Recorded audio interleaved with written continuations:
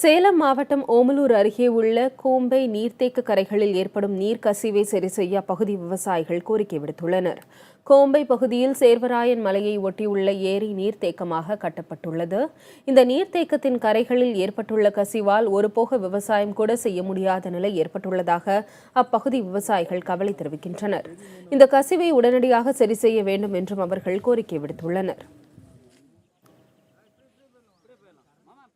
கரை பகுதிகள் எல்லாமே எல்லாம் லீக்கேஜ் ஆக ஆரம்பிச்சது. இந்த லீக்கேஜ் ஆரம்பிச்சதில் என்ன சொன்னால், டேம் மதகு வழியாக போகிற தண்ணி எல்லாமே இந்த லீக்கேஜ் வழியாகவே போக ஆரம்பிச்சது. இந்த லீக்கேஜ் வழியாக போக ஆரம்பிச்சதுனால என்னன்னா, பக்கம் இருக்கிற விளைநிலங்கள் எல்லாமே தண்ணி நிற்கிறதுனால இப்போ 7-8 வருஷமாகவே பார்த்தோம்னா யாருமே விவசாயம் சரி வர மழை அந்த டேமில் தண்ணி எப்பப்பெல்லாம் நிற்கிதோ அப்போல்லாம் விவசாயம் பண்ண முடியலைங்க.